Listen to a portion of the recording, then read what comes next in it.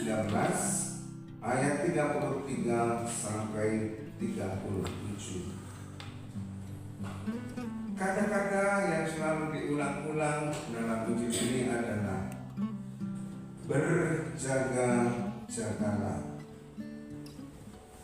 Sehingga ini menjadi tema atau pesan Yesus kepada kita semua. Berjaga-jagalah, karena kita tidak tahu waktu kapan ia datang. Ia bisa datang menjelang malam atau tengah malam, atau larut malam, atau pagi-pagi buta. Bapak Ibu dan saudara-saudari yang dikasihi Tuhan, berjaga-jagalah. Apa maksudnya berjaga-jaga bagi kita?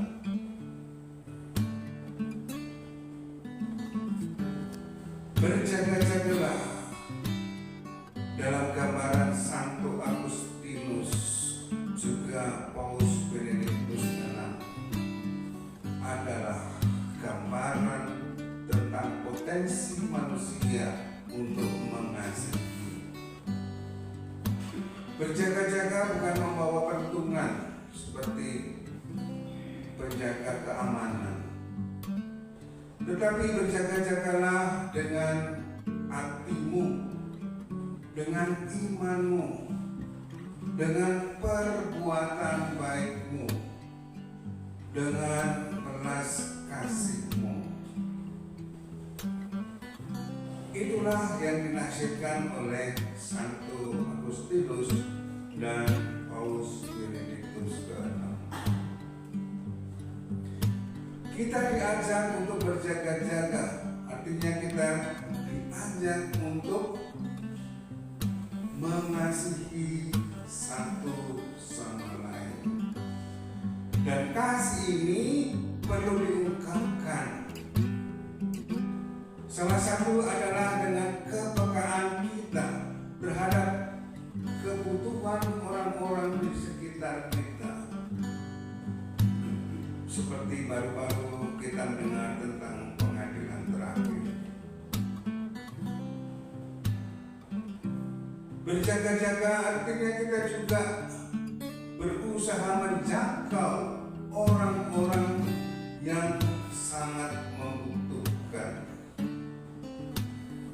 Berjaga-jaga juga adalah kita mengolah batin kita untuk semakin dekat dengan Allah.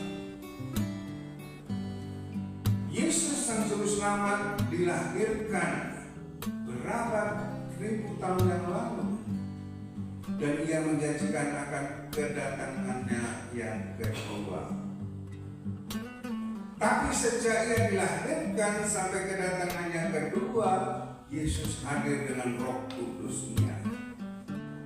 Bagaimana Bapak Ibu dan saya bisa mengenali kehadiran Tuhan di tengah-tengah kita? Kalau kita seperti tadi dikatakan oleh Santo Agustinus, kita mengasihi sesama, kita mengasihi orang lain, terutama mereka yang membutuhkan. Kita diajak untuk peka terhadap kebutuhan saudara-saudari kita. Bukan hanya peka, tetapi berbelas kasih, mengulurkan tangan kita dengan hati yang tulus, dengan iman yang teguh kepada Allah. Bapak Ibu dan saudara-saudari yang